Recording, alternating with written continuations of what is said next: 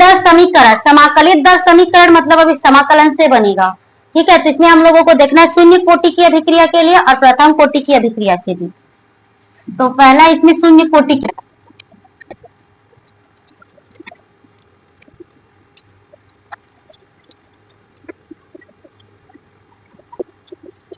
शून्य कोटि की अभिक्रिया। तो शून्य कोटि की अभिक्रिया में क्या होती है कि यहाँ पर ऐसी अभिक्रिया शून्य कोटि की अभिक्रिया कहलाती है जिसमें रासायनिक अभिक्रिया की दर अभिकारकों के सांद्रण से स्वतंत्र होती है।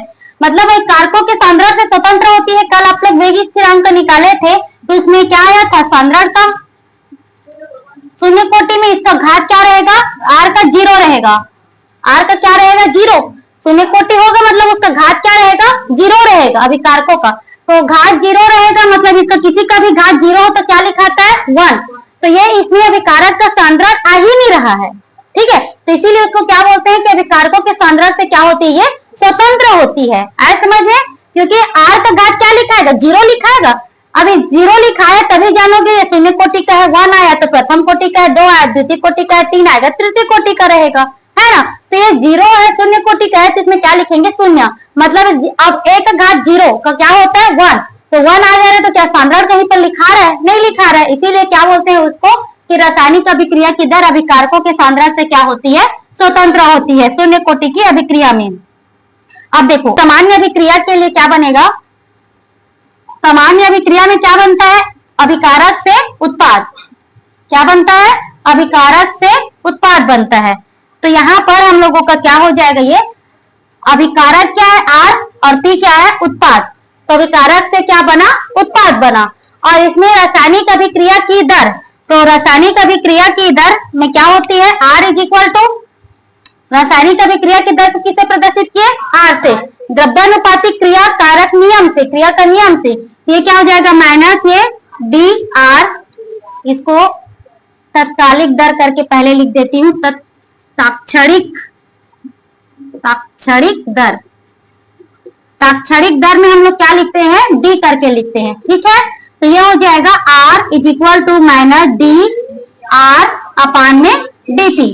कितना होगा, इक्वल में क्या हो जाएगा, ये के क्या है, वेग स्थिरांक या फिर दर स्थिरांक। अब इसमें हम लोगों का अभिकारक में सिर्फ क्या है, आर, और एक कौन सी कोटि की अभिक्रिया है, 0, शून्य कोटि की अभिक्रिया। तो उसमें क्या लिखाएगा, शून्य लिखाएगा।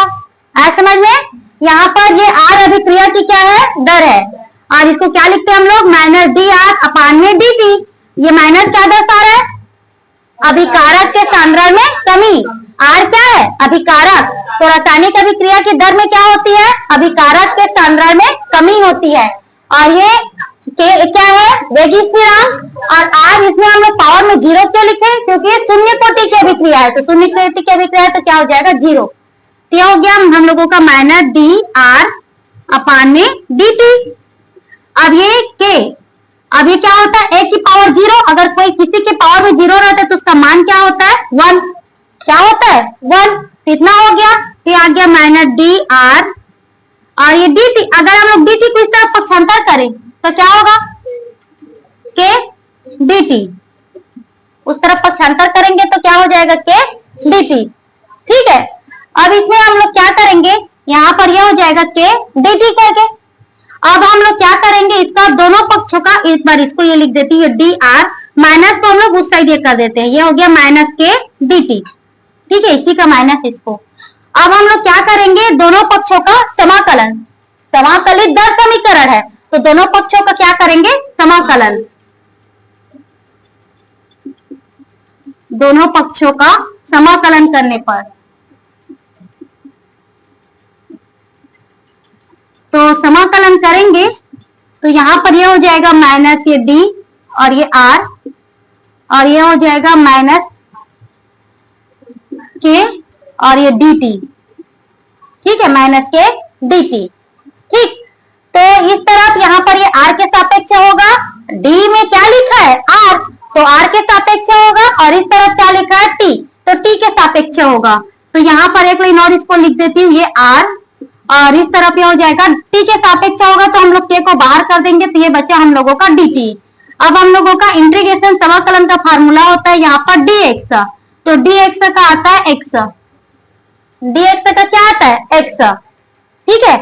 यहाँ पर किसके सापेक्ष, यहाँ पर कुछ नहीं मतलब 1 है, और किसके सापेक्ष समाकलन हो रहा है x, तो यहाँ पर क्या आएगा x। तो इसमें क्या किसके सापेक्ष हो रहा है r, तो क्या बचेगा r। इसमें किसके सापेक्ष हो रहा है t, तो क्या आएगा t, ठीक है। तो यहाँ पर ये क्या हो जाएगा हम लोगों का r, और इस तरफ क्या हो जाएगा माइनस के तो रहेगा, और ये हो जाएगा t। अब जब समाकलन करते हैं तो एक नियतांक लगाते हैं। समाकलन ये हो गया ना, समाकलन होने के बाद में क्या लगा दिया जाता है, एक नियतांक, जहां i क्या है, समाकलन नियतांक है, जहां i समाकलन नियतांक है, ठीक है। ये है इस समीकरण पहला, ये इतना है समझ में।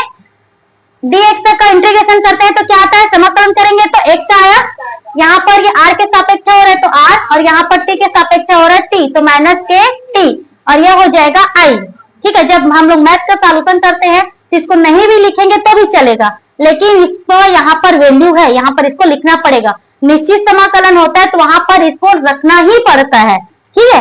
तो इसमें हम लोगों को यहाँ पर ये हो गया। अब देखो, अब जैसे कि t का मान क्या है, 0 है प्रारंभिक समय में, प्रारंभिक समय में मतलब अभिक्रिया की शुरुआत नहीं हुई है, तो प्रारंभिक समय में t इज इक्वल टू क्या है 0, समय क्या है 0 है, तो इसका जो सांद्रण है r जो रहता है वो हो जाता है हम लोगों का r0, ठीक है। r0 इस बुक में मतलब यहाँ न्यू बुक में इस तरह से लिखाया है और पुराने बुक में इस तरह से लिखाया है, कंफ्यूज मत होना।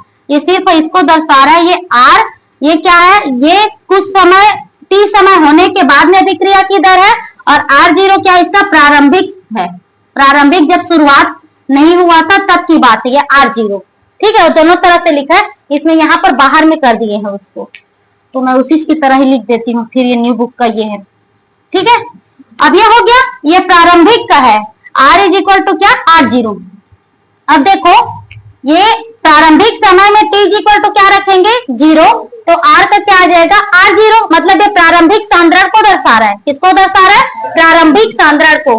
अब समीकरण पहला से देखो, समीकरण पहला से, तो ये हम लोगों का क्या हो जाएगा, ये r हो गया, ये r के जगह पर क्या रखेंगे, r के जगह पर r0, ठीक है। r के जगह पर क्या रखेंगे r0, और ये माइनस के, और t के जगह पर क्या माने हैं 0, तो क्या रखेंगे इसको 0, और प्लस i, ये हो जाएगा r0, और ये हो गया 0 और प्लस i, तो i का मान क्या आ गया r0, i का मान क्या आ गया r0। इस मान को रखेंगे हम लोग समीकरण पहला में, किसमें रखेंगे, समीकरण पहला में, समीकरण पहला में मान रखने पर, तो मान रखेंगे तो यहाँ पर क्या है, ये r है, और ये क्या हो जाएगा माइनस के t, और i के जगह पर क्या लिखाएगा r0। हम लोग क्या मान निकालेंगे, हम लोग k का, किसका मान निकालेंगे k का, और k क्या है वेग स्थिरांक, उसी का मान निकालेंगे, तो इसको हम लोग इस साइड ले आते हैं, तो माइनस है तो क्या हो जाएगा प्लस, और ये r0, और ये उस साइड जाएगा तो माइनस। मान किसका निकालेंगे हम लोग, t का, k का ना, तो k का मान निकालेंगे तो ये हो जाएगा r0 माइनस r अपान में t, के पक्षांतर कर देंगे तो अपान में किसके बाद में, ये k क्या है वेग स्थिरांक का मान है। इसमें ये किसके लिए निकाले हैं, शून्य कोटि की अभिक्रिया के लिए, तो शून्य कोटि की अभिक्रिया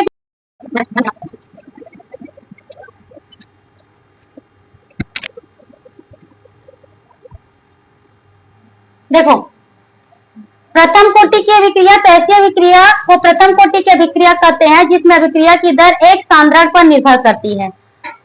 शून्य कोटि की में 0 रहता है सांद्रण, और इसका क्या रहेगा 1, प्रथम कोटि की है तो प्रथम कोटि की में सांद्रण क्या रहेगा 1 रहेगा, तो ये हम लोगों का होता है अभिकारक से क्या बनेगा उत्पाद बनेगा, ठीक है। तो प्रथम कोटि की अभिक्रिया में r इज इक्वल टू क्या लिखेंगे हम लोग माइनस, कल का जैसे बनाया था वैसे dr अपान में dt इक्वल क्या हो जाएगा k, और ये हो जाएगा r, उसमें 0 था तो यहाँ पर 1, और 1 को लिखने की जरूरत नहीं पड़ती, ध्यान देते जाओ ना इधर। ये r क्या है, रासायनिक अभिक्रिया की दर, और ये क्या हो जाएगा डी आर अपान में डी टी, अभिकारक के सांद्रण में कमी। और ये क्या है वेग स्थिरांक या फिर दर स्थिरांक, आर अभिकारक का सांद्रण और ये प्रथम कोटि का है तो उसका घात कितना रहेगा 1। तो इसमें जिसमें अभिक्रिया की दर एक सांद्रण पर निर्भर करती है तो उसका घात कितना हो जाएगा 1। ठीक है, अब हम लोगों का इसमें माइनस ये डी आर, अब इसको तो यहाँ पर नहीं जरूरत लिखने की, डी आर अपान में क्या हो गया डी टी इक्वल में हो गया के और ये आर। ठीक है, तो आर को आर की तरफ कर लेंगे और डी टी को उस तरफ ले जाएंगे। इधर ध्यान देना, ये डी आर और आर को नीचे इधर आएगा तो क्या आ जाएगा ये नीचे में, और ये हो गया के डी टी, इसमें माइनस नहीं ले जाएंगे, इधर ही रहेंगे। ठीक है, लॉग वाला ये है। अब इसका ये है, अब ये किसके सापेक्ष इसमें, अब दोनों पक्षों का क्या करेंगे समाकलन, दोनों पक्षों का समाकलन।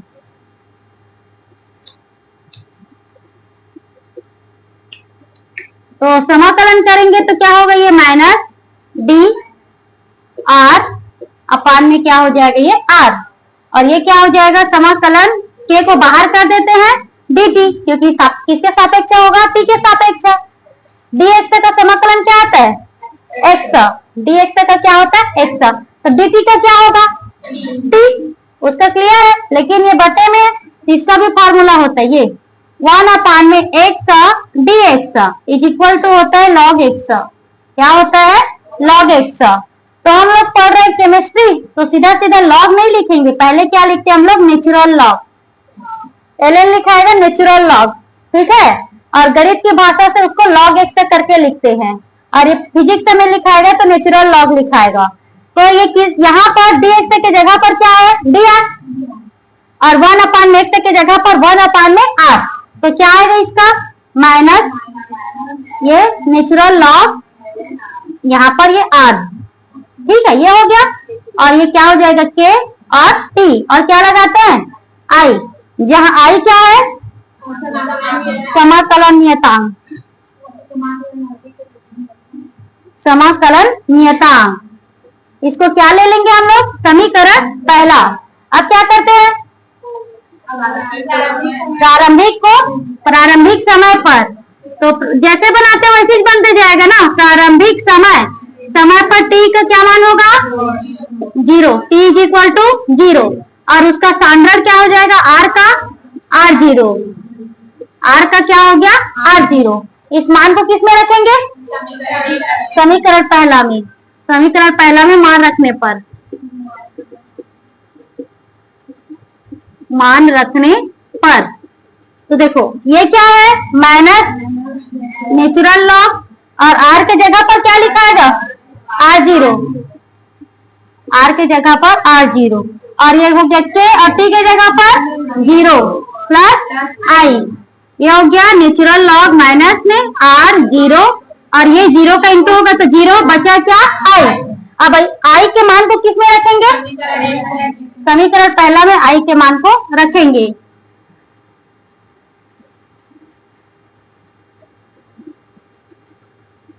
मान रखने पर तो क्या आ जाएगा, क्या है इस तरफ minus natural log r is equal to k t plus r, सीधा लिख देती हूँ। यहाँ पर ये प्लस है और इसको रखेंगे तो प्लस माइनस क्या होगा माइनस, तो यहाँ पर हो जाएगा माइनस नेचुरल लॉग R0। मान किसका निकालते हैं हम लोग के का, तो के का मान निकालते हैं तो इसको हम लोग क्या करेंगे पक्षांतर करेंगे, तो पक्षांतर करेंगे तो हो जाएगा माइनस नेचुरल लॉग R, और ये इस साइड आएगा तो क्या होगा प्लस, यहाँ पर plus natural log R0 is equal to k t. ठीक है, अब इसको ऐसे लिख दूं, के टी को इस तरफ लिख देती हूँ, और ये प्लस वाले को क्या लिखेंगे हम लोग पहले में, ठीक है, और माइनस वाले को बाद में, प्लस वाले को पहले लिख दिया और माइनस वाले को बाद में। ठीक, इतना है समझ में। अब हम लोगों का फॉर्मूला होता है, यहाँ पर पहले इसको लिख देंगे, ये log m minus log n, ये होता है log m अपान में n। ठीक है, ये फार्मूला होता है log m minus log n, तो क्या होता है log m अपान में n। तो यहाँ पर अभी log के जगह पर नेचुरल log है ना, ठीक है, इसको ध्यान देना, ये फार्मूला को उसमें लिखते जा रहे हैं। तो के टी इज इक्वल टू क्या हो जाएगा, नेचुरल लॉग आर जीरो अपान में क्या हो जाएगा ये आर। ठीक है, आर जीरो अपान में आर, किसके जगह पर है, एन के जगह पर आर जीरो है और एन के जगह पर आर है। ठीक है, अब हम लोग इसको चेंज करेंगे, नेचुरल लॉग को लॉग में चेंज करते, क्या लिखते हैं 2.303 और यह हो जाएगा लॉग, ये हो गया आर जीरो अपान में आर। ये हम लोगों का होता है नेचुरल लॉग से जब इसको लॉग में चेंज करते हैं तो 2.303 ये लॉग करके लिखाता है। ठीक है, 2.303 ये नेचुरल लॉग से चेंज होगा तो उसका मान क्या आता है 2.303 लॉग। तो इसको हम लोग चेंज कर दिए तो नेचुरल लॉग से चेंज होगा तो क्या हो जाएगा 2.303 और ये लॉग। अब मान किसका निकालना है हम लोगों को, के का, तो के का मान निकालेंगे तो के इज इक्वल टू क्या हो जाएगा 2.303 अपान में टी और यह हो गया लॉग क्या हो जाएगा आर जीरो अपान में आर। ठीक, ये हो गया। तो ये किसका है, ये प्रथम कोटि की अभिक्रिया का समाकलित दर समीकरण। इसका अब एक और रूप है, इसका एक घातीय रूप है। ये हो गया समाकलित समीकरण। अब इसी का देखेंगे घातीय रूप में।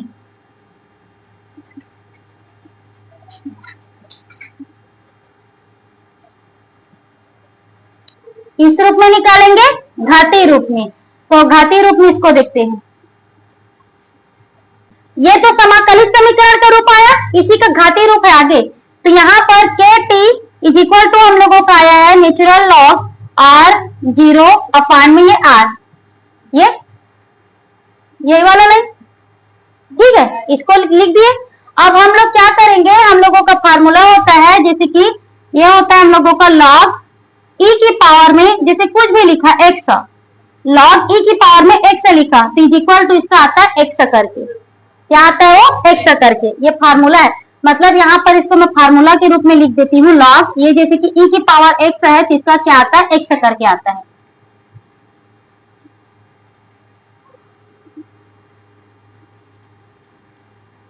तो इसी तरह से जैसे कि ये x है तो इसको इतना लिख सकते हैं, तो x की जगह पर क्या है यहाँ पर kt है, क्या है kt, इधर ध्यान देना, यहीं पर थोड़ा अटपटा सा है। लॉग ई की पावर x का क्या होता है x, मतलब यहाँ पर x की जगह पर कुछ भी रहे उसका वही चाहता है जैसे कुछ भी लिखा रहे। तो जैसे यहाँ पर हम लोगों का ये है x की जगह पर क्या है kt, तो हम लोग इसको लिख सकते हैं लॉग की जगह पर यहाँ पर नेचुरल लॉग लिखाते जाएगा। ठीक है, लॉग की जगह पर क्या लिखाते जाएगा नेचुरल लॉग, नेचुरल लॉग क्या हो जाएगा ये पावर में ई की पावर में केटी, ई की पावर में क्या लिखाएगा केटी और ये हो जाएगा हम लोगों का नेचुरल लॉग आर जीरो अपान में आर। ठीक है, ये हो गया। अब हम लोग क्या करेंगे, इसको ये वाले को हम लोगों को मान निकालना है यहाँ पर आर का, किसका मान निकालना है आर का, तो इसको ऊपर ले जाएंगे और इसको नीचे लाएंगे। तो यहाँ पर ये हो जाएगा दोनों तरफ ऊपर नीचे हो गए, तो ऊपर नीचे होगा तो ये हो जाएगा माइनस के टी और ये हो जाएगा नेचुरल लॉग आर अपान में हो जाएगा आर जीरो। देखो इसको हम लोग नीचे से क्या ले गए ऊपर और ऊपर से नीचे, तो उल्टा पुल्टा चेंज होगा तो वो क्या हो जाएगा, मतलब ये प्लस था वो माइनस हो जाएगा, माइनस था प्लस, ये भी चेंज होगा मतलब ये भी नीचे में आएगा तो इसको सीधा सीधा लिखेंगे माइनस करके। ठीक है, यहाँ पर x की जगह पर kt है, x की जगह पर क्या है kt, तो kt है तो यहाँ पर log e की पावर x है तो यहाँ log e की पावर में क्या हो जाएगा kt। उसके बाद हम लोग इसको चेंज कर दिए, r जीरो को क्या किए ऊपर ले गए r को और r जीरो को नीचे लाए, ऊपर नीचे चेंज किए तो ये भी ऊपर नीचे होगा, तो मतलब ये जो प्लस था वो क्या हो जाएगा माइनस, प्लस था क्या हो जाएगा माइनस। ठीक है, अब दोनों तरफ का ये ln क्या हो जाएगा कैंसिल, इसको भी हम लोग ऊपर नीचे करेंगे ना, जैसे इसको किए इसके अपान में कुछ नहीं मतलब 1, तो इसको भी हम लोग क्या करेंगे ऊपर नीचे, तो यहाँ पर ये हो जाएगा, तो ये हो जाएगा हम लोगों का ये दोनों तरफ का ये लॉग लॉग कैंसिल, तो e की power minus k T equal में क्या हो जाएगा r अपान में r जीरो। अब हम लोग मान किसका निकालेंगे r का, तो r का मान निकालेंगे तो इसको सीधा क्या करेंगे पक्षांतर, तो पक्षांतर करेंगे तो क्या हो जाएगा ये r जीरो e की पावर माइनस के टी और इक्वल में क्या आ गया ये r, मतलब इसको लिख सकते हैं हम लोग r is equal to r zero e की पावर माइनस के टी।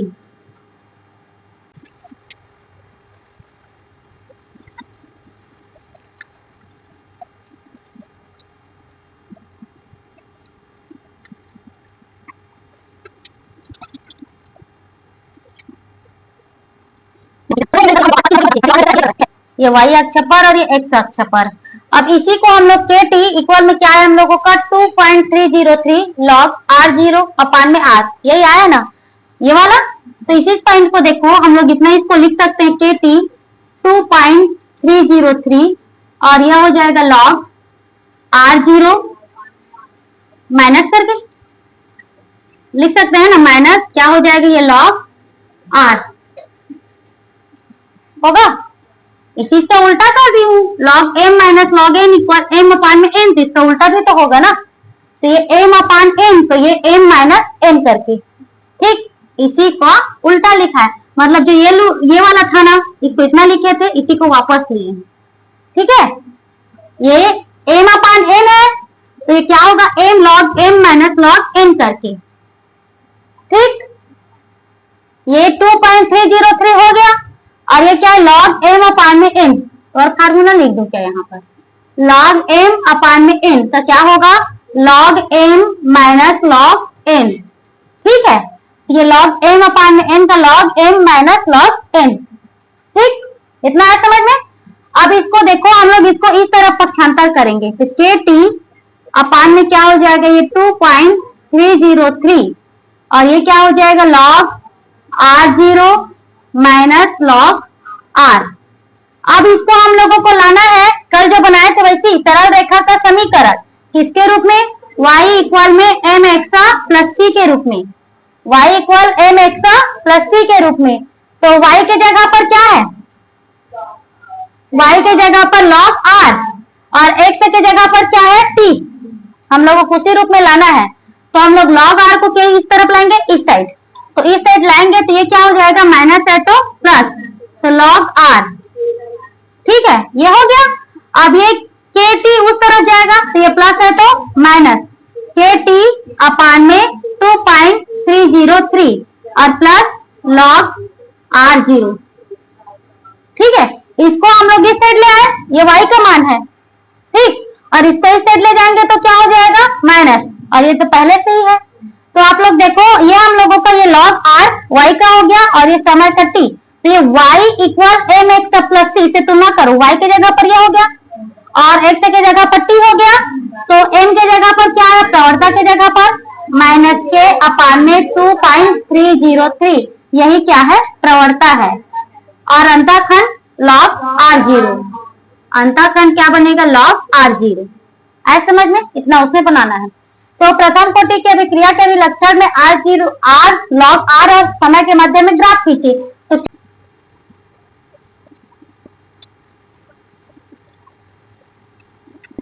तो जिसको बनाना है देखो, तो ये क्वेश्चन इस तरह से पूछा जाता है, प्रथम कोटि का अभिक्रिया का अर्धायुकाल नहीं पूछते।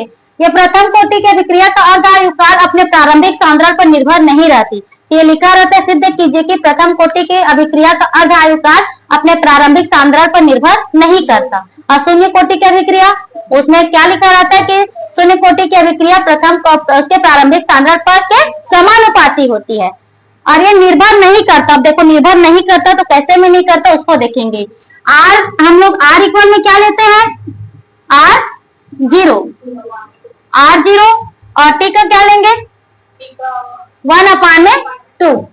चलो ये देखो के टी, इसी में देखो ये फार्मूला है, इधर ध्यान देना के टी, तो टी के साथ में हम लोग क्या लिखेंगे 1/2। 1/2 क्यों लिखते हैं अर्धायुकाल के लिए, अर्धायुकाल के लिए।